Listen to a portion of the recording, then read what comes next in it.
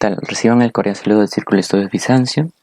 En esta oportunidad, continuando con los videos de los diferentes cursos, se va a revisar un tema del curso de microbiología, el tema de estafilococosaurios.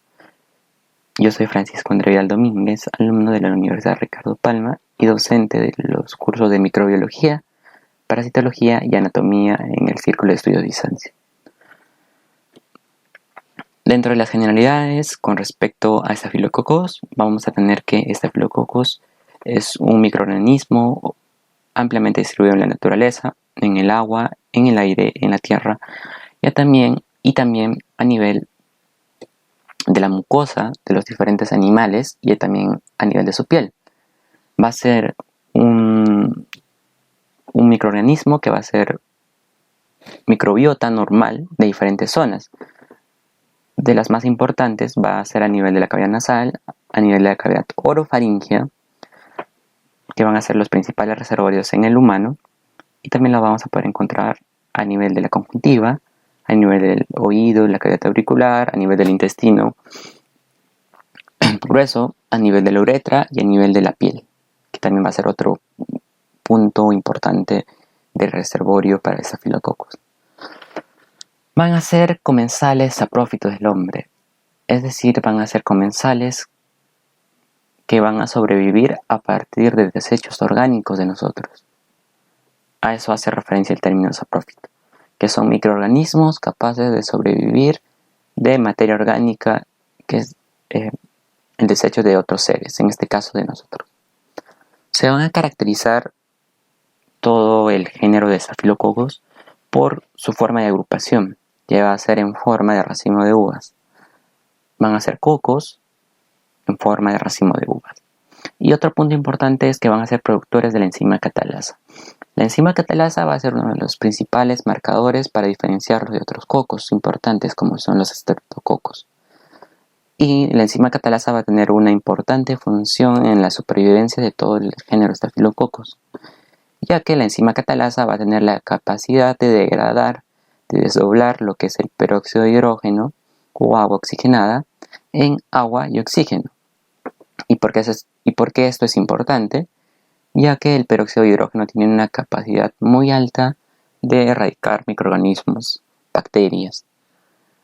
Pero eso no va a ser la única razón por la cual va a ser beneficiosa la enzima catalasa. Muy bien, la enzima catalasa me degrada, es cierto, el peróxido de hidrógeno en agua y en oxígeno. Pero este oxígeno que va a estar presente tras la degradación del peróxido de hidrógeno va a servir como un factor de eliminación de la competencia. ¿Por qué? Porque estafilococos vamos a ver que va a ser un microorganismo aerobio generalmente, y hay algunos que son anaerobios facultativos. Entonces, estafilococos va a tener la capacidad de sobrevivir en ambientes con altas concentraciones de oxígeno. Pero hay ciertos microorganismos que vendrían a ser la competencia, que son conocidos como bacterias anaerobias. Las bacterias no van a poder sobrevivir en ambientes con concentraciones de oxígeno. Entonces, estafilococos, al degradar el peróxido de hidrógeno en oxígeno y agua, uno se deshace de un potencial erradicador y otro, a través de la producción de oxígeno, a partir de este, elimina a su competencia que puede estar presente a nivel de la mucosa y de la piel también de otros animales o del humano. Entonces, para poder subdividir a todo lo que es el grupo Staphylococcus, vamos a hacer una serie de test. Uno de los primeros test es el test de catalasa. Este test de catalasa me va a poder dividir a todos los cocos gram positivos en dos grandes grupos, en los estafilococos y en los estreptococos. Los estafilococos van a ser catalasa positivos porque van a producir la enzima catalasa, y los estreptococos catalasa negativo obviamente porque no la producen. ¿Pero en qué va a consistir el test de la catalasa? El test de la catalasa va a consistir en enfrentar una colonia bacteriana, en este caso una colonia gram positiva de cocos, frente al peróxido de hidrógeno. En el caso de que se produzca una reacción de esta forma, en la cual se producen burbujitas o una especie de reacción, se va a decir que son catalasa positivos. Ahora, ya teniendo divididos a los gram positivos en estafilococos y streptococos, también se tiene que subdividir a todo el grupo de estafilococos, ya que se describen más de 40 especies. Otras van a ser más importantes en el campo clínico, algunas que otras, ¿no? Entonces se los tiene que subdividir. Y el principal test para subdividir a todo el grupo de estafilococos es el test de la coagulasa. La coagulasa va a ser una enzima perteneciente netamente al género o a la especie, mejor dicho, de Staphylococcus aureus. Esta enzima coagulasa, que es distinta a la catalasa, no se confundan, va a tener la capacidad de convertir el fibrinógeno en fibrina. ¿Y qué va a producir eso? A nivel macro, va a permitir que el plasma sea coagulado. Entonces, dentro del Staphylococcus, dentro del género Staphylo, vamos a tener a dos grandes grupos, los coagulasa positivo y los coagulasa negativo. Ahora, importante recordar, coagulasa positivo, los únicos dentro del Staphylococcus, dentro del género Staphylococcus, van a ser los Staphylococcus aureus. Y los coagulasa negativos vamos a tener a Staphylococcus epidermidis, Saprophyticus y todos los que se mencionan en este cuadro. Pero como pueden observar, a todos los pertenecientes al grupo de coagulasa negativo también se los subdivide a su vez en dos grandes grupos, en los que son susceptibles a un fármaco denominado novobiocina y a los que son resistentes a este fármaco. Este fármaco ya no se usa en la actualidad, pero es un fármaco importante para poder marcar a los que son susceptibles a esto. Ahora, dentro de todos estos estafilococos que se mencionan, los tres más importantes van a ser el Staphylococcus aureus, el Staphylococcus epidermidis y el Staphylococcus saprophyticus. Entrando a lo que es netamente Staphylococcus aureus, lo que va a caracterizar a esta especie va a ser lo siguiente. Con respecto a su morfología, van a ser cocos, como pueden observar acá. Pequeños cocos agrupados en forma de racimos de uvas, que van a medir entre 0.8 a 1 micra. Hay autores que dicen que miden entre 0.5 a 1 micra. Ténganlo presente. Van a ser gram positivos, es decir, van a poder retener la tinción gram. Eso gracias a que, recordando un poco, ¿no?, de las bacterias gram positivas, vamos a tener una gran cantidad de peptidoglucano en su pared bacteriana. Mientras que las bacterias que son gram negativas, es decir, van a contar con una muy poca cantidad de peptidoglucano a nivel de su pared. Y es gracias a esta presencia de peptidoglucano en la pared que los cocos o las bacterias gram positivas van a tener esta coloración medio morada o azul, mientras que los gram negativos tendrán otra coloración. El Staphylococcus aureus tiene una delgada cápsula de polisacáridos. En la superficie de esta cápsula de polisacáridos vamos a encontrar ciertas estructuras, ciertas proteínas, ciertas enzimas que los van a dividir en serotipos. Actualmente se describen 11 serotipos de Staphylococcus aureus. Estos serotipos son determinados por la presencia o la ausencia de ciertas proteínas, ciertas estructuras en la superficie capsular. Otro punto importante con respecto a las Staphylococcus aureus es que van a existir cepas con el gen MECA. El gen MECA va a darle la capacidad de ser más resistentes a Staphylococcus aureus a ciertos fármacos. En este caso, a la meticilina, que era también un fármaco muy usado para el tratamiento de estafilococos. pero el uso desmedido, desproporcionado de los antibióticos generó que las bacterias muten y generen este gen que le va a hacer resistente a la meticilina. Entonces es importante recordar que los Staphylococcus aureus resistentes a la meticilina, conocido como SARM o MRSA, son Staphylococcus aureus que constan con un gen, el gen MECA. Dentro de la parte más microscópica de la pared y la cápsula de Staphylococcus aureus vamos a encontrar ciertas estructuras que van a ser muy importantes. Ya mencioné que la cápsula era delgada y que la subdividía en 11 serotipos. Acá también se observa la pared de péptidoglucano, ¿no? La capa de péptidoglucano en la pared bacteriana. Y también vamos a tener que a nivel de la cápsula, les dije, había ciertas estructuras, ciertas proteínas. En este caso, tenemos la proteína A y el factor de agregación o factor de aglutinación del Staphylococcus aureus. Estas dos estructuras que van a estar en la periferia a nivel de la cápsula, en la superficie, le van a permitir al Staphylococcus aureus evitar la opsonización. ¿Qué es el proceso de opsonización?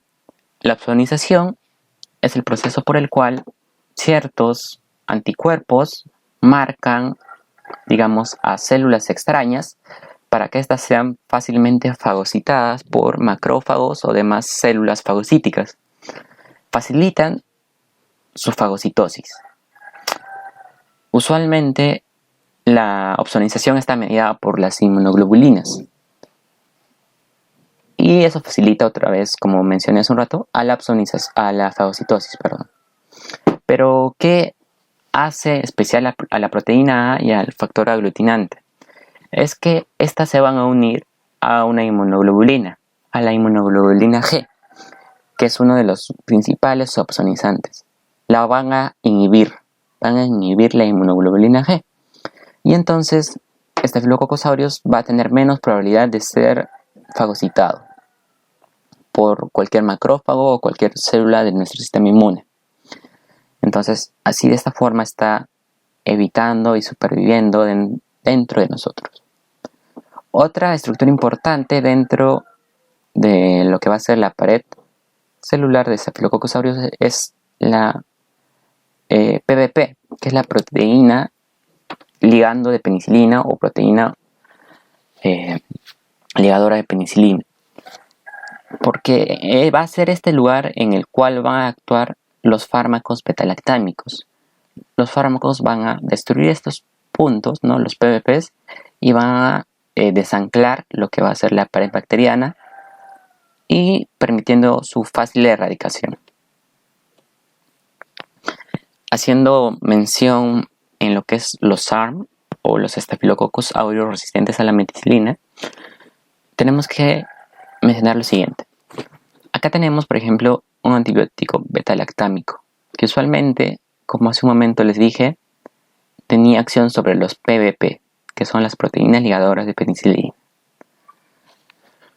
Pero gracias a este gen, que es el gen MECA, los Staphylococcus aureus resistentes a meticilina van a sintetizar otro tipo de PBP, es decir, otra proteína ligadora de penicilina.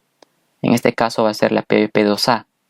Esa PBP2A va a tener muy poca afinidad por lo que van a ser los betalactámicos, los antibióticos.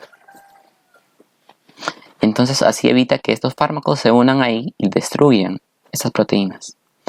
Pero como un Staphylococcus puede hacerse con un gen MECA, pues es gracias a la presencia de un fago. ¿Qué es un fago?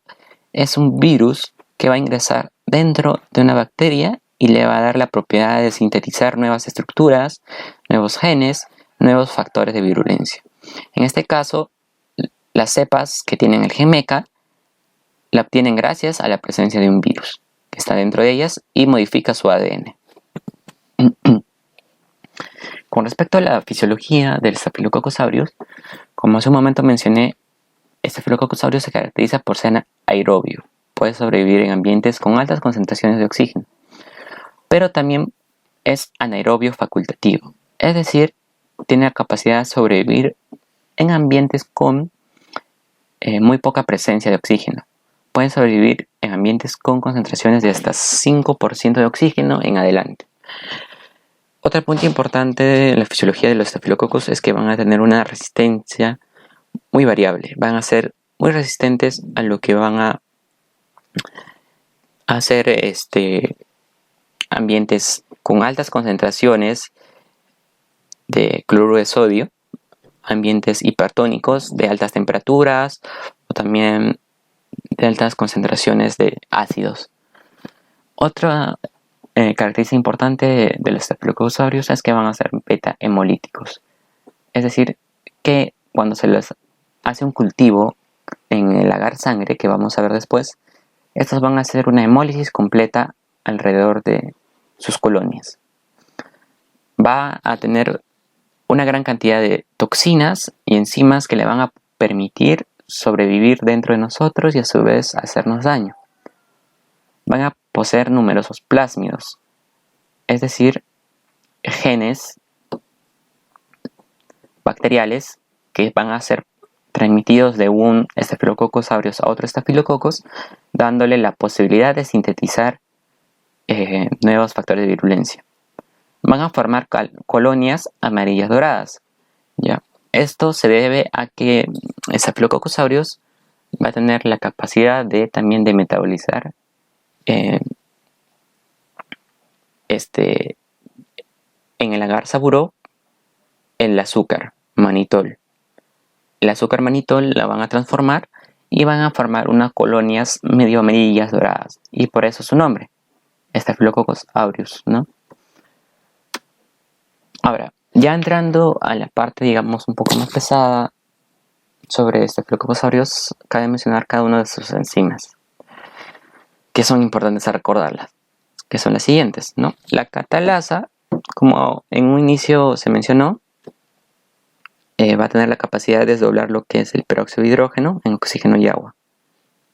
Luego, otras de las enzimas que vamos a tener dentro del grupo estafilo viene a ser la coagulasa, que lo mencioné hace un momento, convertía el fibrinógeno en fibrina y permitía que se coagule la sangre. Vamos a ver luego que existen dos tipos.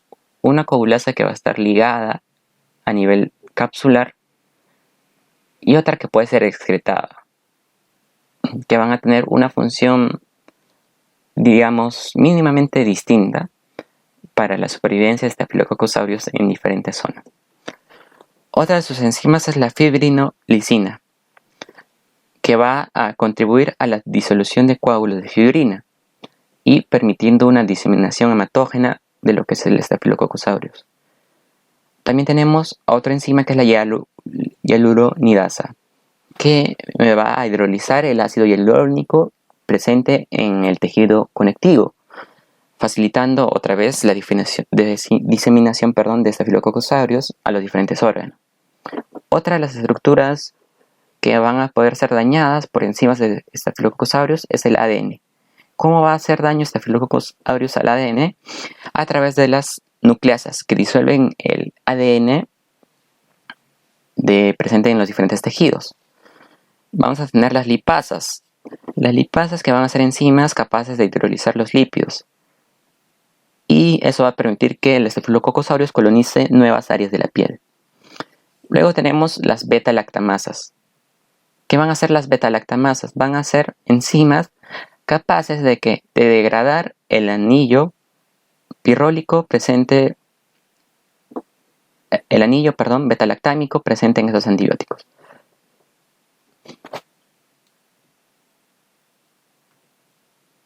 Ahora, además de las enzimas que hemos mencionado, tenemos las toxinas. Las toxinas van a ser secretadas por el Staphylococcus aureus y van a ser esas sustancias que nos van a producir los diferentes cuadros clínicos. Dentro de las toxinas tenemos las citotoxinas o las hemolicinas. Estas hemolicinas se subdividen en 4 o presentan 4 tipos debido a la función que van a tener. La alfa, que va a degradar o va a lesionar la membrana citoplasmática de células eucariotas como hematíes, leucocitos o células de la dermis, generando poros en esas membranas y formando o evitando que estas células puedan erradicar lo que es Staphylococcus aureus. Ahora, la citotoxina o la hemolicina beta va a hidrolizar los fosfolípidos presentes en la membrana de los eritrocitos, que me va a contribuir a producirme un cuadro anémico, ¿no? Ahora, la citotoxina delta va a alterar la función osmótica de la membrana celular de diferentes tejidos de nuestro cuerpo, y esto va a estar muy relacionada con las diarreas. Tenemos otra citotoxina que es una especial, la gamma, o conocida como la leucocidina de Phantom Valentin. Esta gamma o leucocidina de Phantom Valentin van a tener la característica de poder lisar, destruir neutrófilos y macrófagos, y van a ser característicos de las Staphylococcus aureus resistentes a meticilina. Es decir, prácticamente todos los Staphylococcus aureus resistentes a meticilina van a constar con o van a tener a la citotoxina gamma. Luego tenemos otras toxinas, ¿no? La toxina explotativa, que va a ser causante del síndrome de piel escaldada, que se caracteriza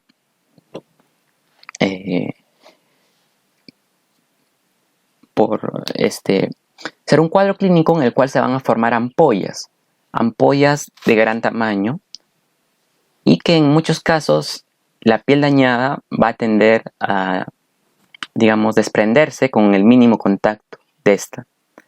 Esta característica, ¿no?, de desprendimiento al mínimo contacto se le conoce como signo de Nikolsky, ¿no?, del síndrome de piel escaldada o de la enfermedad de Reiter, que se produce gracias a la acción de la toxina explotativa, que me va a destruir la adhesión intercelular de las células de la epidermis, ¿no?, y formándome esas ampollas características de este cuadro clínico. También tenemos a las enterotoxinas, que se describen hasta 18 enterotoxinas diferentes producidas por Staphylococcus aureus, pero que vamos a mencionar solo 5, las enterotoxinas A, B, C, D y E, que son las presentes o más frecuentes relacionadas a intoxicaciones alimentarias. Y de estas 5 podemos mencionar a estas 3. La enterotoxina C y D está presente en lácteos. La enterotoxina B es causante de colitis pseudomembranosa. Por último, pero no menos importante, tenemos a la toxina 1, o también conocida como la enterotoxina F, ¿ya?, que va a ser causante del síndrome de shock tóxico. Tanto las enterotoxinas como la toxina número 1 son conocidas como superantígenos, ¿ya? ¿Y qué es un superantígeno? Bueno, antes de eso, ¿qué es un antígeno? Un antígeno es, digamos, una estructura, una bacteria, un cuerpo extraño capaz de desencadenar una reacción antígeno-anticuerpo, ¿no? Es decir, va a producir anticuerpos en nuestro cuerpo, obviamente. Y bueno, estas dos tienen la capacidad de estimular una mayor cantidad de anticuerpos. Y también son superantígenos porque son capaces de estimular múltiples linfocitos T, especialmente a los CD4, que van a producir una gran cantidad de linfoquinas, que son proteínas de comunicación intercelular, y demás, que va a terminar causando el síndrome de shock tóxico, caracterizado por fiebre, shock o lesiones en múltiples órganos, ¿no? Cabe mencionar que el término shock hace referencia a una irrigación inadecuada de los órganos también. Bueno, este es un cuadro resumen con cada uno de los factores de virulencia pertenecientes al Staphylococcus aureus. Y ahora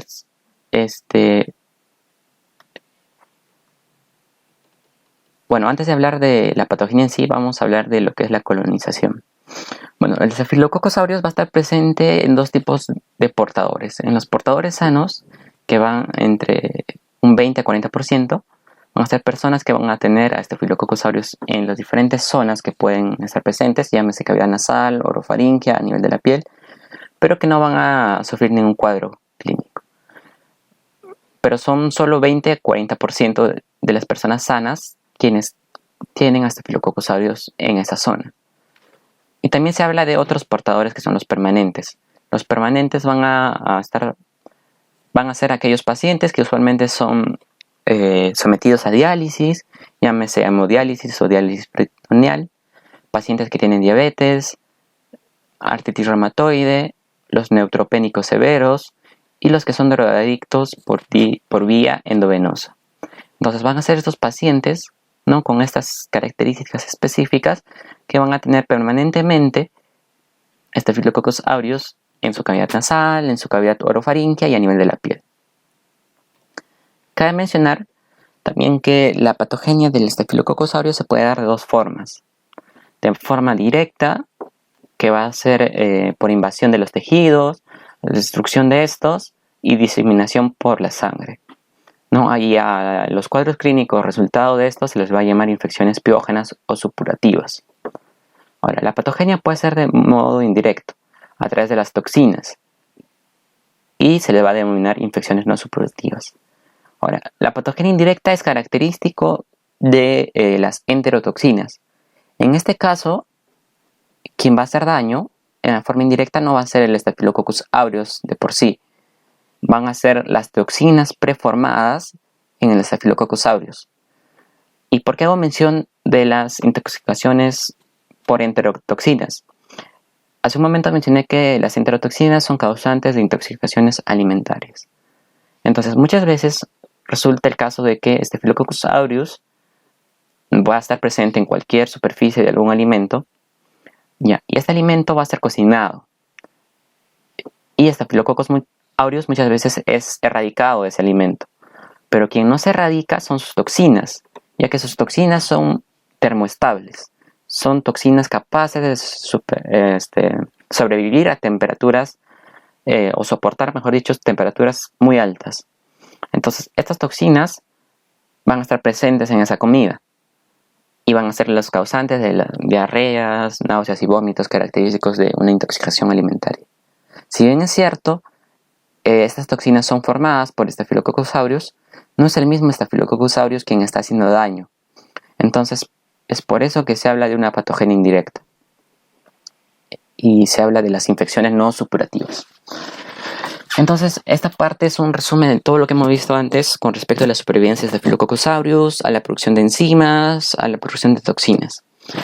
Entonces, acá tenemos el cuadro con la leyenda de cada estructura que vamos a mencionar, y acá tenemos la piel. Entonces, la forma más usual en cómo Staphylococcus aureus ingresa a nuestra piel es a través de una herida, una abrasión, ¿no?, que en este caso le estamos representando. Entonces tenemos el ingreso del Staphylococcus aureus, ¿cierto?, que va a constar con una cápsula delgada que es de color negro y la pared bacteriana que es de color morado. Ahora, una vez que el Staphylococcus aureus ingresa a nuestro organismo, va a desencadenar una reacción o una producción de anticuerpos. En este caso, como lo mencioné hace un momento, la mayor cantidad de anticuerpos son inmunoglobulinas. En este caso ponemos el ejemplo con la inmunoglobulina G. ¿Y cuál va a ser la función de los anticuerpos? Va a ser de opsonizar, ¿cierto? Recubrir a la bacteria o al cuerpo extraño para que pueda ser fagocitado por este que es representado acá, que es un macrófago. Entonces, una vez que entra el Staphylococcus aureus, se producen estos anticuerpos para que intenten eliminarlo, ¿cierto? Pero no lo va a hacer tan fácilmente. ¿Por qué? Porque Staphylococcus aureus tiene dos estructuras importantes. La proteína A, que viene a ser esta, y el aglutinante estafilocócico o el factor aglutinante o factor de aglomeración, como deseen llamarlo. Entonces, ¿qué va a hacer eso? Esa proteína A y el aglutinante estafilocócico van a ser van a recibir a lo que son las inmunoglobulinas G. Van a evitar de que estas la opsonicen, es decir, no van a llegar a cubrirlos a nivel de su cápsula y no van a señalizar para que el macrófago pueda fagocitarlo. Entonces, de esta forma está evadiendo a la opsonización y a la fagocitosis del Staphylococcus aureus. Luego tenemos que Staphylococcus aureus me produce dos tipos de hemolysinas que van a ir contra las células leucocíticas de nuestro organismo, ¿no? Entre las más representantes o las más representativas tenemos a la alfa y a la gamma, que me van a alterar, la membrana celular y me van a inhibir a los fagocitos. Además de eso tenemos otra enzima, que es la fibrinolicina. ¿Qué hace la fibrinolicina? Me va a degradar esto que es el plasminógeno. ¿En qué? En la plasmina, que viene a ser esta. Aparte de que va a promover en la diseminación hematógena, la plasmina va a servir también como un factor de protección para lo que es el Staphylococcus aureus, ya que va a evitar y va a destruir a los anticuerpos que pueden intentar unírsele al Staphylococcus aureus. Entonces, hasta este punto, estamos viendo cómo Staphylococcus aureus con, dos de sus estructuras, una de sus enzimas, está evitando la opsonización, ¿no? Mediante la proteína A, el factor aglutinante y la fibrinolicina. Y también está evitando la fagocitosis mediante lo que es la producción de sus toxinas, ¿no? Como la hemolisina alfa y gamma. Luego tenemos que vamos a tener la coagulasa, ¿no? Les decía, hay una coagulasa ligada y hay una coagulasa que puede ser excretada. La coagulasa ligada va a tener la capacidad de convertir esto que es el fibrinógeno en fibrina.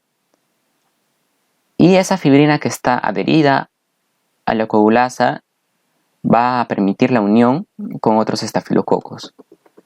La coagulasa presente en la superficie va a tener esa capacidad. Degrada el fibrinógeno, forma pequeñas mallas de fibrina que van a servir de anclaje entre estafilococos y estafilococos. Ahora, pero eso no es todo. Staphylococcus aureus, como mencioné, es un organismo inmóvil. Entonces se tiene que agarrar muy fuertemente a ciertas estructuras, como es el fibrinógeno. Entonces tenemos la proteína de unión a fibrinógeno, que viene a ser esta, que está presente en la superficie y que se va a, aferrar muy fuertemente al fibrinógeno.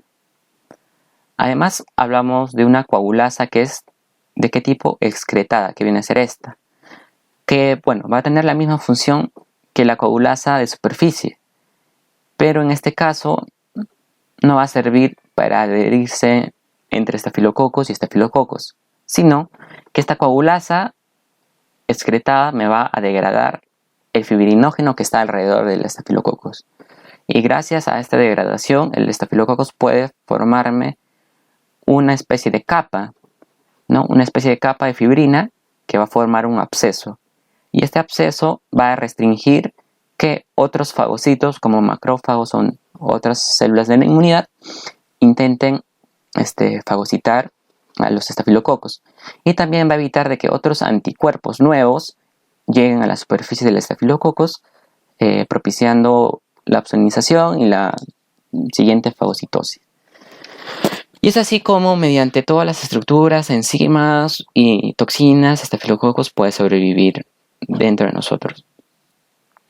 Ahora, ¿cómo se transmite el Staphylococcus aureus? Principalmente a través, ¿no?, de las manos, puede estar en nuestros teléfonos móviles, de personales de salud, ¿no? Puede transmitirse de madre a hijo a través del aire, ¿no?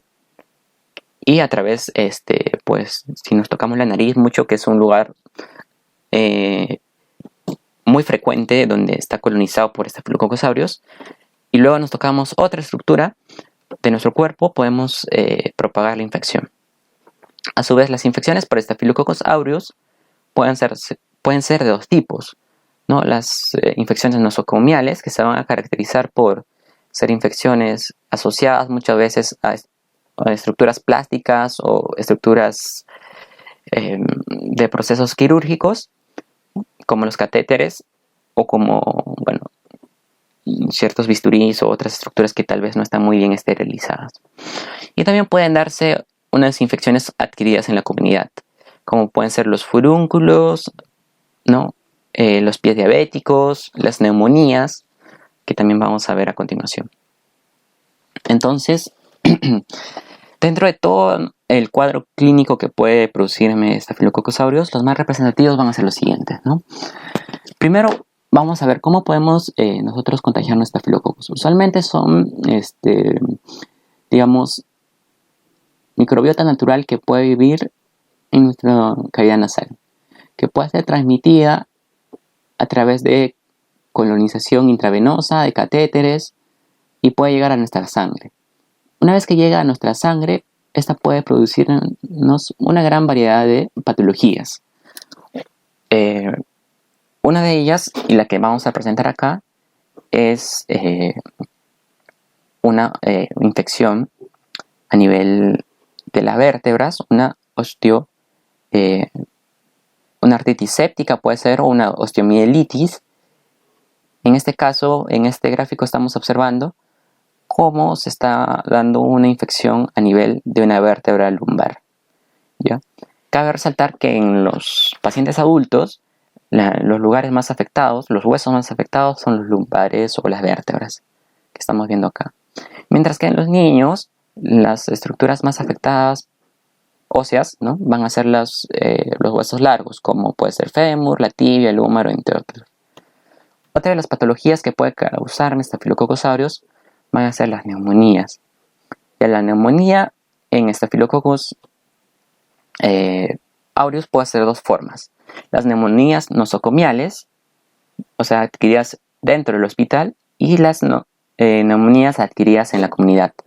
Las neumonías adquiridas en la comunidad usualmente son postvirales. Previamente se tiene que haber estado infectado por una gripe, ¿no?, y luego nos daba una neumonía. En los pacientes es característico la presencia de neumatoceles, los pacientes con neumonía por estafilococcus. Ahora, también otra de las patologías más frecuentes, una vez que Staphylococcus aureus llegó a la sangre, es la endocarditis infecciosa. Staphylococcus aureus en la actualidad es la causa más frecuente de endocarditis infecciosa en válvulas protésicas y las válvulas originales. Es más frecuente la endocarditis infecciosa en pacientes, obviamente, que son adictos por vía intravenosa.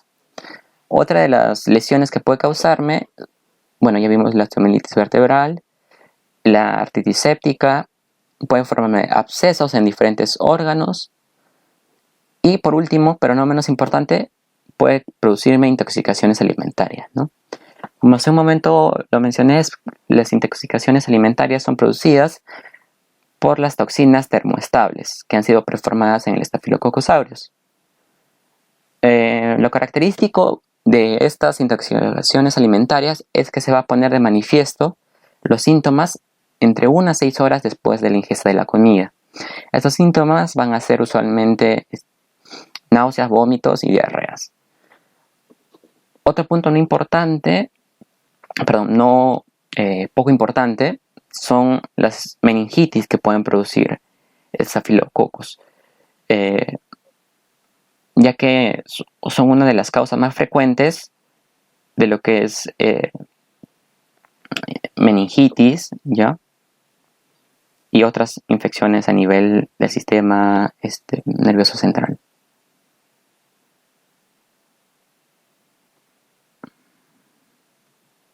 Ahora, para poder hacer el diagnóstico del Staphylococcus aureus vamos a hacer uso de múltiples pruebas. La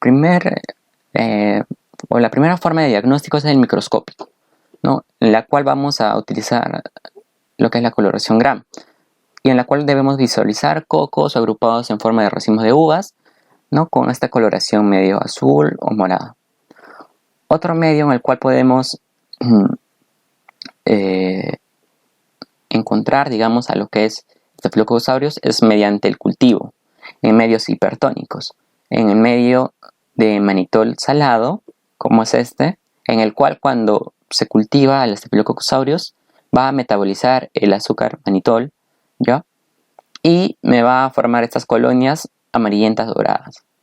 Y también se puede hacer el cultivo en agar sangre, en el cual se va a caracterizar por una hemólisis completa o una beta hemólisis.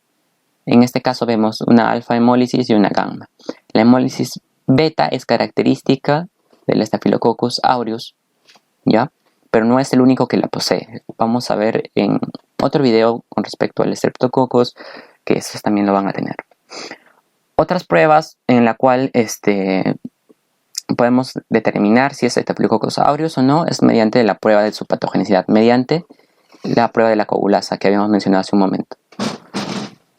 Otra forma de diagnóstico es mediante la demostración de la producción de las enzimas beta-lactamasas, que más usualmente se usan para los estudios epidemiológicos. Entonces, hasta este punto es Staphylococcus aureus, pero no quiero irme sin dejarles unos pequeños alcances de los Staphylococcus coagulasa negativa. Acá vemos las especies y las zonas que habitan, ¿cierto? Ahora, las especies más representativas van a ser el Staphylococcus epidermidis, que va a estar presente en la piel, en las mucosas, y el Saprophyticus, que va a estar presente en el conducto genito-urinario. Ahora, los coagulasa negativos, los Staphylococcus coagulasa negativos se van a caracterizar por ser causantes de infecciones por cuerpos extraños, llámese catéteres, infecciones de tracto urinario, y por producir también endocarditis. El Staphylococcus epidermidis va a ser uno de los Staphylococcus coagulasa negativos más frecuentes en infecciones de prótesis valvulares, por su gran capacidad de adherencia. Estos Staphylococcus epidermidis tienen la capacidad de formar una especie de capa alrededor de su superficie que va a tener una gran capacidad de adherencia en las válvulas protésicas. Y luego tenemos al Staphylococcus epidermidis. Perdón, en este caso era Saprophyticus. Perdón, un lapsus. El Staphylococcus saprophyticus, que es causante del síndrome de la luna de miel. ¿En qué consiste el síndrome de la luna de miel? El síndrome de la luna de miel hace referencia a la infección urinaria causada tras haber tenido relaciones sexuales últimamente, ¿no? Frecuentemente dentro de las 24 o 48 horas. Es por eso que tiene ese nombre, el síndrome de la luna de miel, ¿no? Que es causado, ¿no?, por el Staphylococcus saprophyticus. Ya acá hay un lapsus en este video. Y pues básicamente eso es todo con respecto a los puntos más importantes de los diferentes estafilococos, ya sea el aureus y los dos coagulasa negativos que hemos visto.